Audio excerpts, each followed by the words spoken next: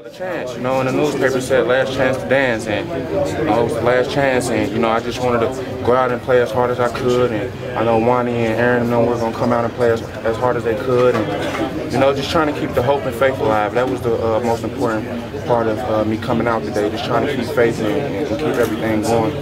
So on a personal note, was it like breaking down a barrier today, and you knew that you could play that well, and you finally showed everybody that you could? Yeah, man, I just, you know, this whole season has just been a learning experience, and you know, I just been trying to get my mental right and preparing right, and you know, watching film, you know, going over scouting report, just trying to do the little things, and you know, I think that's what, you know, the outcome was today as far as how I played, and you know, the outcome of how we played.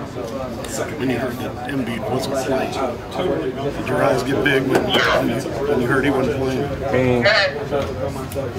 I was ready for this question too. I mean, God worked in mysterious ways, so you know, it was nothing I can do.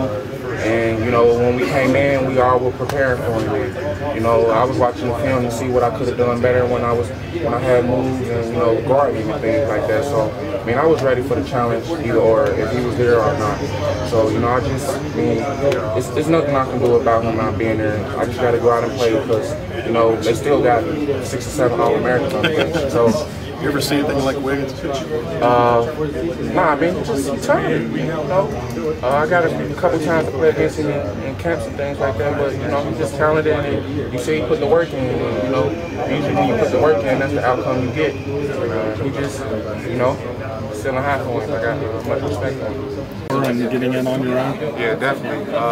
Get in the gym, but more on the side of watching film and, you know, studying players and their tendencies and stuff like that. So I definitely been trying to do that the last, 3-4 games that I've been in. I think I really started trying to get my mental right. The Iowa State game, I got in foul trouble earlier, so, you know, it kind of, you know, put me on the bench and never really got in the rhythm. But I just, you know, trying to get my mental right and watching film and really trying to soak everything up and just preparing and just trying to work hard.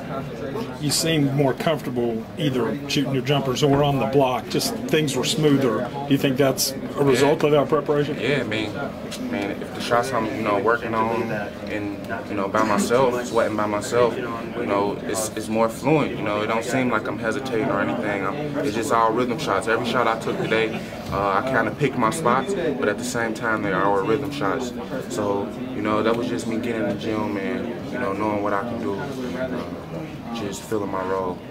You talk about knowing what you can do. Your teammates said that they feel like this is something you can come out and do every night, and you just started to show with these last few games. How frustrating was it then in the games where you weren't able to do not necessarily this, but you know, when you were struggling, you got the foul trouble, you were sitting for a majority of the game?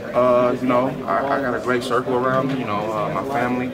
Especially my mom, she, you know, is a freshman year, you know, now I know what it's about, and she just told me, you got to get in the gym. That was her exact words, you got to get in the gym, and that's the only way you're going to find yourself, and that's what I did. I just, you know, got in there and did what I do, and I think I'm finding myself, and I'm going to try to really stay humble about it and continue to work.